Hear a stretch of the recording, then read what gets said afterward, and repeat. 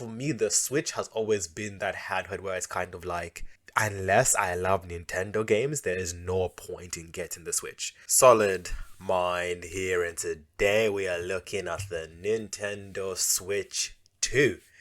Let's watch the trailer and as we go through it, discuss some of the latest specs and speeds and to see if it's worth getting the Switch 2. So yeah, that's the original Switch with the little Joy-Cons. Okay, so screen's bigger, which is good. What else have they done here? Alrighty, so I guess the texture on the outside has changed, made it a bit more smoother at the back, which is good at least. There's no harm in that. What is that little gap for? Alrighty. I can see they've added some, but is this to fix it basically? Is it to make it easier to fix? So I can see the screws are more visible on the sides and the USB-C port, which is a big must, especially in 2025. So which is good.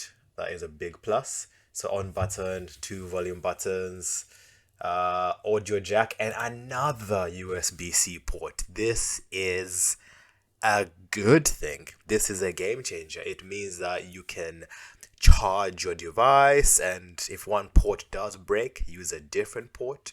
Or if you are using a USB hub, for example, you can use that whilst charging your device as well, or you can dock it into a different docking station. This will allow that whilst charging it. So, and obviously the headphone jack is what. Yeah, it's good. It's good. I like it. It's a nice design. Alrighty, a few little lines. Oh, the stand. Okay, this looks a lot better. It falls out a little bit more. Okay. Oh, and it goes quite the ways back actually, which is really good. Alrighty. So the oh, are they now black? Okay, so they've gone black and they're longer, which is better. So currently there's quite a lot of gaming handhelds, and one of the downsides of the Switch is yes, it is colorful, but is it not better to add a skin to a Switch than for you to have bright colors on a handheld? So I like that this is a little bit bigger for those bigger hands, and it going black is a good thing. It's matching a lot of the current handhelds out there, the ROG Ally X. You can get that in black now. You know, the Switch as well. The what do you call that? The Steam Deck, the Legion Go. There's quite the Neos out there, so it's matching those color schemes a lot.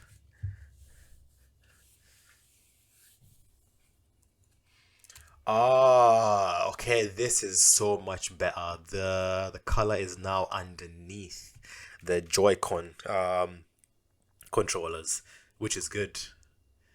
And the inside, I don't think you can see the inside though once it's connected, but I guess when they're taken out, you can clearly see which side is which. And I guess to be fair, like when they're plugged in, you don't really need to see the colors, do you? Because they're plugged in. But once they're removed, then it kind of makes sense.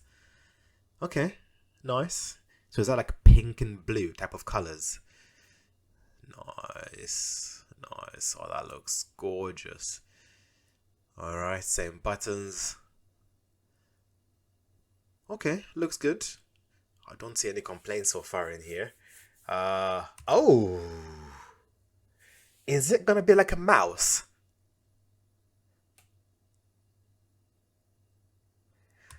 Okay, so there are some handhelds where you can take off the Joy-Cons and use the controllers like a mouse to control the game or a cursor on a handheld. So if this can do it, or it has that feature, that would be a game changer for, like, let's say you dock it and you want to use the Joy-Cons as like a browser or in a game where you can click and click and press. Nice. Okay, let's go back a little bit. Okay, this is really cool. Okay, when they clip in, do you see the colors? At least. Okay, not bad. I like that. This is a game changer. you don't see the colors, and the screen looks like it's pretty large actually. Like the bezels are very tiny. I like that. Okay, and it clips in the side, not bad. Now that is what I call a Switch 2. Look at the color. Oh, hold on. Am I going? No, I'm not going crazy. What does a Switch 2 look like? These are the Joy-Cons. 1 second, let's just check. This is the original Switch. So you can clearly see here that it hasn't changed that much. So I thought this Joy-Con was a little bit higher, but it's not. It's just bigger. Everything's just bigger. And can you see, like, the screen is actually pretty tiny compared to the full unit. Whereas on this new one, we can clearly see that there is a massive difference in terms of the screen to body ratio, and you can kind of in the gap see the little color differences. Alright, so let's look at the specs of the Nintendo Switch. So the original Switch came with 256 cores, but the Switch 2 will come with 1536, which means that it will run a lot faster. The bandwidth, basically, the original Switch came with 64 gig. This is 128 gigabit. This means that when it comes to the power of the device, it's going to be a lot more powerful. The memory size has also gone up from 4 gigs to 12 gigs. Okay, which is 12 gigs is a good size. I would want to see a lot higher, but you can always expand it. And the memory type has also increased, which means that when you're downloading onto the memory, it's gone from LPDDR4 to LPDDR5X. So what you will see when you get the Switch is that when you download games and when you're running games, it's a lot quicker. The number of SM counts basically has gone from 2 to 12, and it's gone from 25 gigabits per second to 120 gigabit per second. So some of the fastest internet out there. So speed wise, you will be able, when you're playing games, you have to use online features, you will see a massive change in that. And it's also is it bigger or smaller? It is bigger. It's a slightly bit bigger.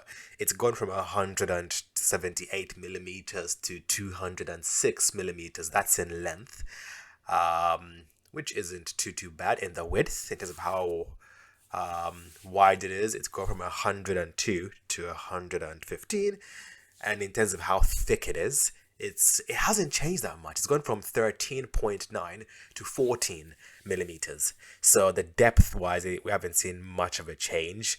It's just a little bit bigger, a little bit wider, a little bit taller, and not that much thicker, which means that when it comes to carrying it, you will see a massive difference. So should you guys buy this? You know what? I believe so. I truly believe so, because these are some of the features I've been looking for. Because for me, the Switch has always been that handheld where it's kind of like, unless I love Nintendo games, there is no point in getting the Switch. Because yes, it's a great little handheld for certain games, but compared to other handhelds, the power that it had was limiting and lacking. And now that it has 2 USB ports, it's in black, it has a better screen to body ratio, it's a bigger, device, and it's a lot faster. It kind of puts now this question in terms of like, okay, first of all, how is it gonna be priced? I have a feeling it will be priced competitively to match the price of the Steam Deck OLED, to make sure that this makes sense. So I am predicting that when this comes out, we're looking at $499, or maybe on the cheaper versions on the on the 399 as a push, because yes, the specs are good, but if you look on the Steam side of handhelds, or Windows side of handhelds, they are reaching the £1,000 plus, but they are basically glorified laptops with the peripheral or the looks of a handheld. Whereas this, even the specs, though they are good, still wouldn't compare to some of the high end, like the Ion Neos out there. But what do you guys think? Would you buy the Nintendo Switch 2? If you already have a Nintendo Switch, the beauty that Nintendo have said is that all the games are now backwards compatible. They always have been. So if you do change, you won't really lose anything besides the fact that your handheld is a little bit better. I've been checking, and you can buy a Switch for under £100 now. So if you've had yours for a while and looking to get a newer one, get the Switch 2. We don't know price wise, but we know for a fact that it is a better device already, based upon the specs, based upon the design. But thanks for watching, guys. Please like, comment, subscribe, and peace.